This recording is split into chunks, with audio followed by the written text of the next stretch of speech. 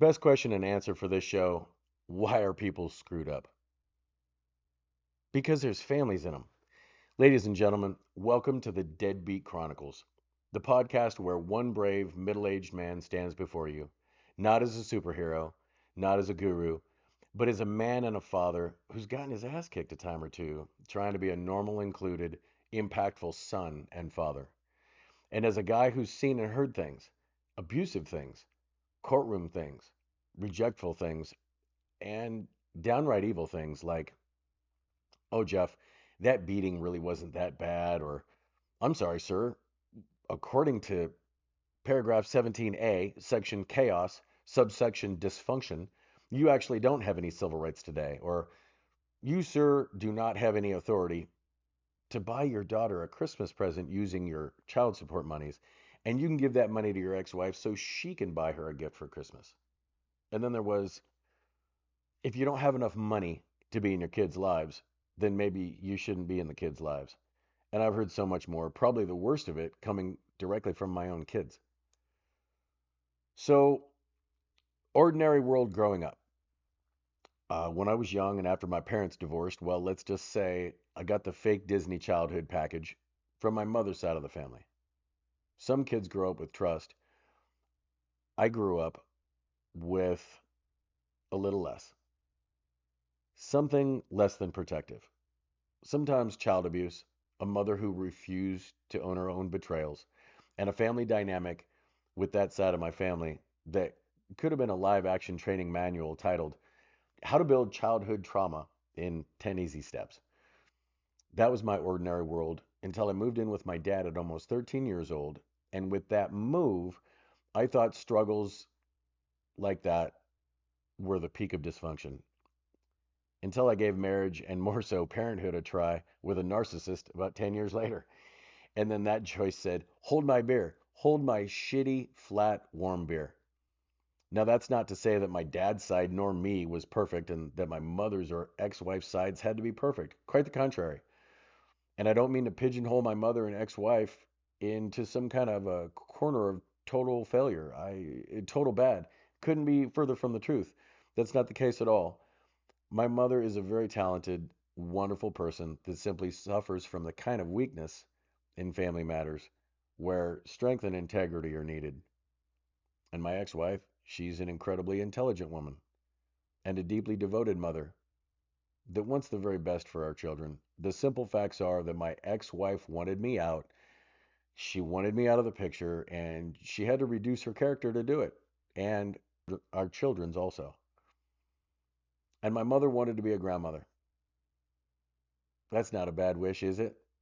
Well, in order to do that, she had to look the other way and become complicit in an awful lot of parental alienation that has and is still going on here through today. It's not easy hearing your mother say directly to you when asked, you know, you have to sell me out to be grandma, right? Like, you know that, right? And without missing a beat, she says, yeah. Truth be told, I didn't respond well to the experiences of co parenting with my ex wife, betrayal from my mother, moments in family court, or child support, and especially the way that me and my side of the family have been treated by my own children. That's the worst part of it all. So, my calling to this new podcast adventure wasn't a wise wizard telling me I was destined to save the world. It was only after years of insult and alienation that essentially told me, congratulations, you're now starring in your own movie, your own parental alienation nightmare with an ex wife and children that despise you. Hey, bonus, your own mother's the nail in your coffin. And so began the journey. My ex wife, who I lovingly describe as a highly functioning narcissist with a minor in psychological warfare, and my biological mother, who I would frightfully label as a professional victim. That all decided to get together and weaponize and radicalize my biological kids under a veil of anger and resentment. Parental alienation?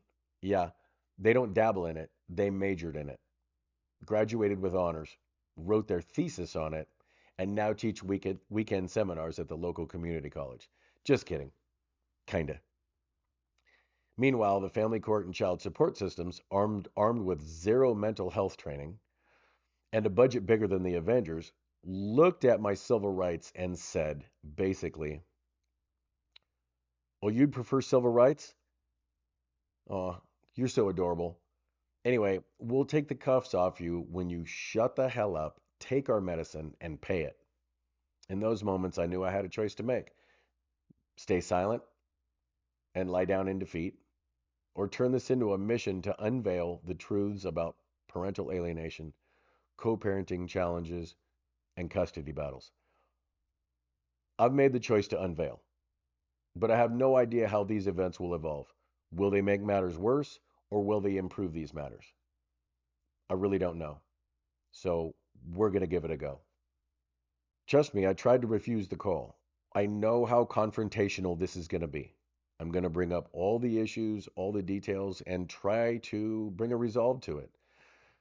Do you ever try to write or speak about your life and realize halfway through your autobiography that it sounds like the world's longest Yelp review for an American family for an American family failure?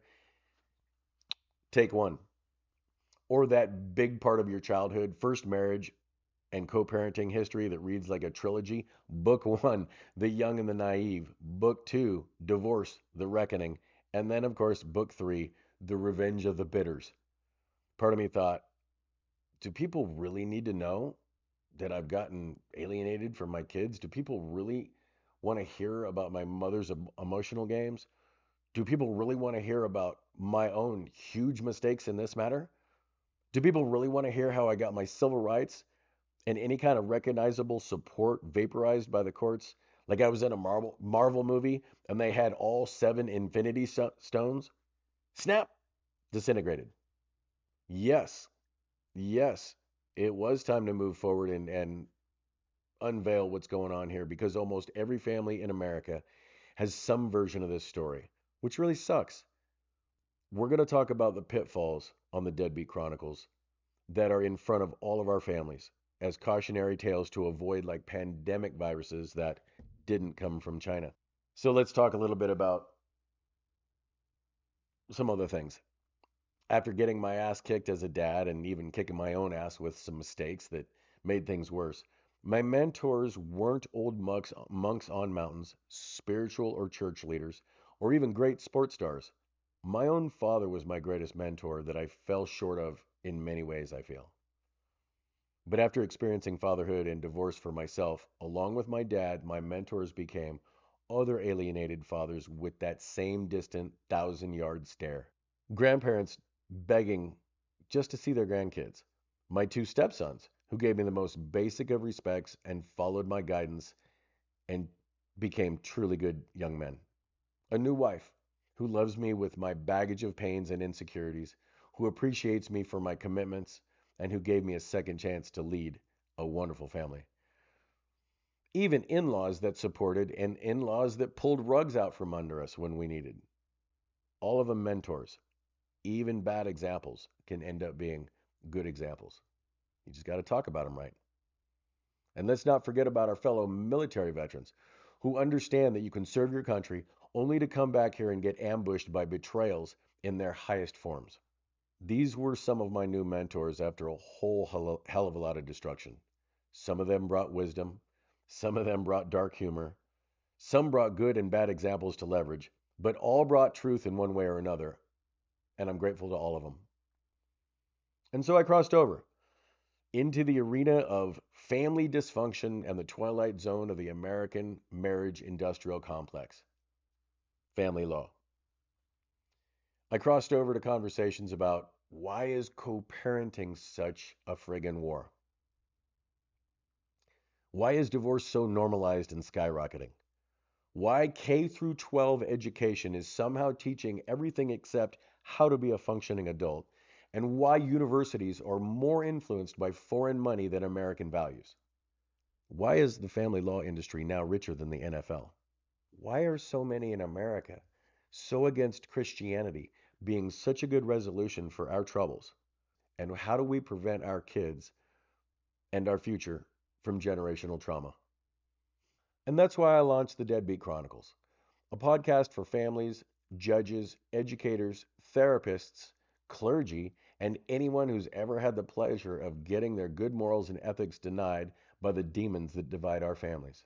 Let's fix this crap with the strong but dwindling dad energy that this nation has needed for the past 50 years. And let's do it with some dark fallout humor along the way. We're all human. Along the road, we're going to face challenges. And like I said, we're going to face more. We're going to have our allies. The show's going to have its allies. Alienated parents who know the pain of birthdays and holidays spent alone. Co-parents who actually get it right. Therapists and counselors who know the system is broken. Judges who still love families and rule from the bench with impactful care for their customers. Step parents who walked into war zones they didn't create and said, "Cool, I'll help. Hold this beer." And meditation and stoicism and Christianity, the Bible itself. Where do we begin? We're going to have some enemies too. Family court procedures that are more reactive than a toddler on Red Bull. Short form rulings written like horoscopes. Today you will lose. It doesn't matter what you want. You will lose. A female favored culture, don't say it's not, so blatant that even the women I interview will shake their heads. And this is not to say that there are some women, some moms that have been tremendously alienated, and it's awful. We're going to talk about that too. We're going to talk about fraudulent lawyers who bill you for oxygen and talk the kind of shit in the courtroom that they would never have the balls to say to our faces in the general public square. We're going to talk about a system that's never proactive because if families succeeded, the reactive family law industry loses money. And those family members that will not agree with me, that think it's easier to fool someone than it is to convince them that they've been fooled. And I wouldn't necessarily agree with them. That's where the damage happens. It's in fooling these kids. It's in fooling people with alienation. At some point, I had to face the big question. How did the country that I thought was one of the highest of character become a place where families break up like shitty college bands and kids regard their families with vehement disdain? To understand that, I had to study. Let's jump back to America 1955. The good and bad of entertainment since then. The rise of massive government dependency. Fatherless homes. Increased cost of living and inflation crushing families. The emasculation of men. The ideological buffet of multiculturalism gone wrong, DEI, and Marxism, where every dish tastes like division. Somewhere in the mix, America forgot that strong families create strong nations. But I don't think we forgot. I know we've been brainwashed away from it. So it's time to talk about these things more and more with our youth and more with our parents. So now comes the hardest part of this journey. Telling the truth, telling my story, telling people that I was abused as a kid. My mother betrayed me and still does to this day. My civil rights were shredded. My kids were alienated from me. My first marriage failed. My current in-laws, well, one of them wishes I might be dead. True statement. Not exactly the resume that you put on LinkedIn or Indeed, but it's real. And people need real, especially today in a world of digital distraction, participation, trophy celebrations, and selective morality. Now, let's talk about the part that makes everyone wiggle around in their seat a little bit. Christianity, the Bible. Because somewhere along the way, America took Christianity, a faith literally built on redemption, accountability, forgiveness, sacrifice, discipline, and rebuilding broken people, and turned it into a political meme with a bumper sticker.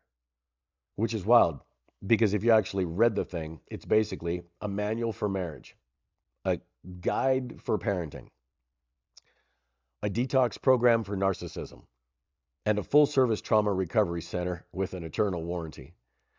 Christianity is supposed to be proactive, teaching self control before temptation, teaching commitment before chaos, teaching forgiveness before bitterness, teaching responsibility before entitlement, teaching humility before ego.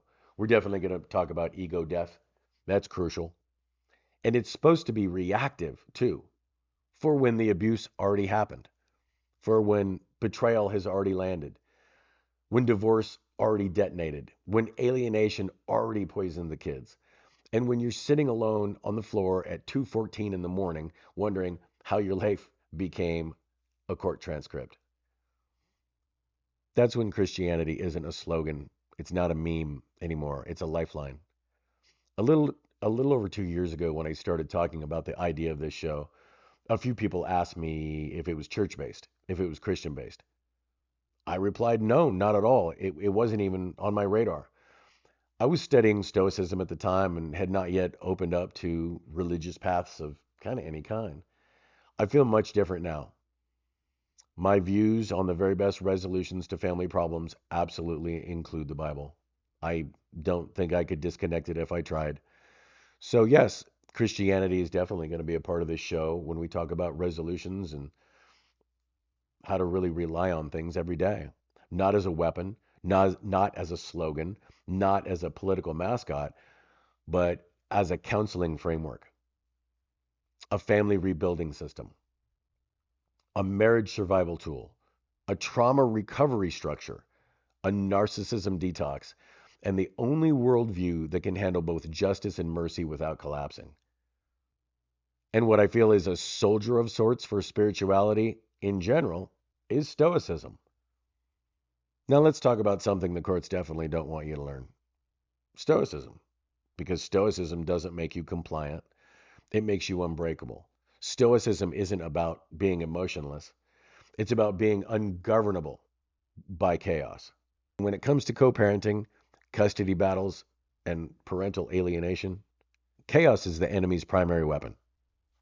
Stoicism teaches one brutal, liberating truth. Some things are within your control, some things are not. Confusing the two will ruin your life. Family court thrives on confusion.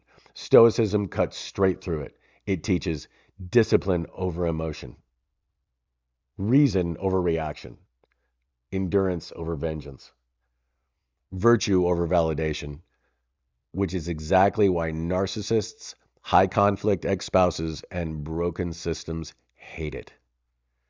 Before the custody fight, before the alienation, before the first manipulative text message, Stoicism trains parents to regulate emotions instead of exploding, pause before reacting, communicate clearly and calmly, and back to that ego death.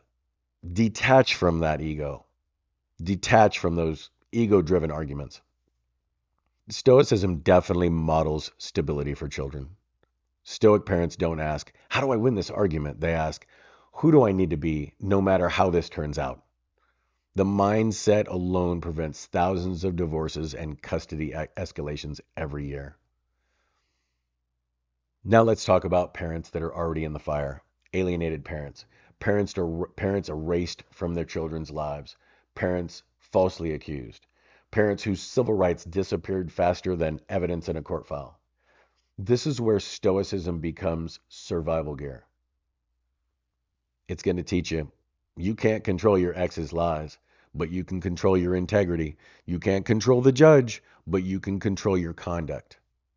And you can't control timelines, but you can control your response.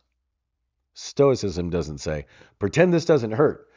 It says, don't let pain turn you into something that you're not. Let's talk a little bit about how do you battle narcissism? How does Stoicism battle narcissism? Well, narcissism feeds on emotional reactions, chaos, outrage, drama, attention. Stoicism starves it. A stoic response sounds like calm, factual, consistent, documented, emotionally available, and nothing terrifies a narcissist more than someone who won't rage, won't beg, won't spiral, won't retaliate, won't perform. And Stoicism definitely turns you from a target into a wall.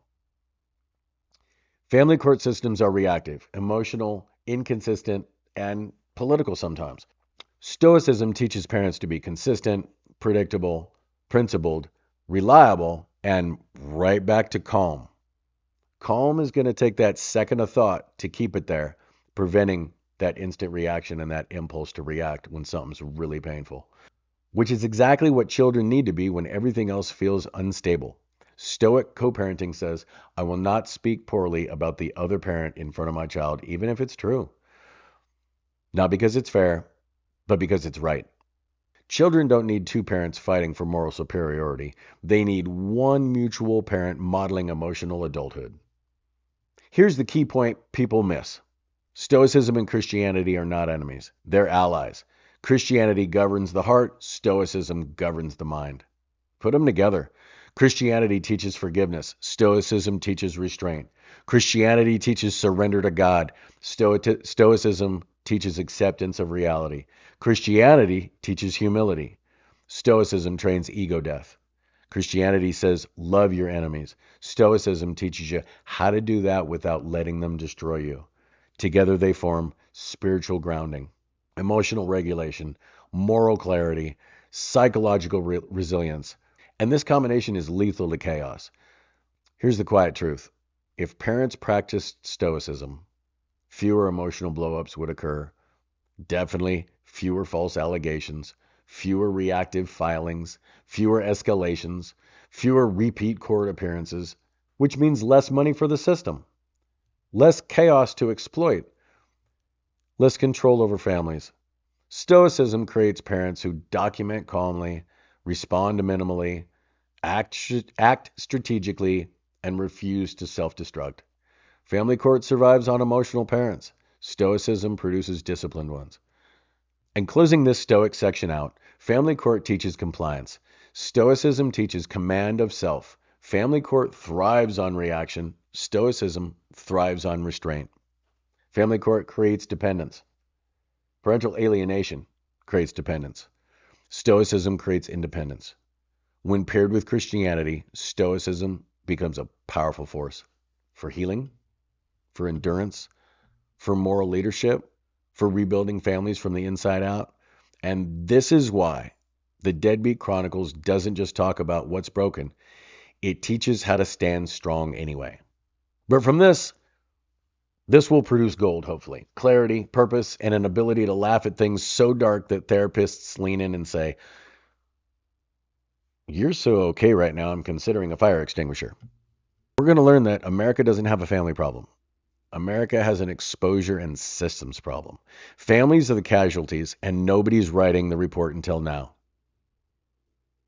So look, the Deadbeat Chronicles isn't just downtrodden stories. We will have some great solutions, and it's funny because it's true humor. And we want to build a community of families that give hope to those that really need it. Let's talk shop about hard and hurtful stories to tell and listen to. Christian values revived without political shame.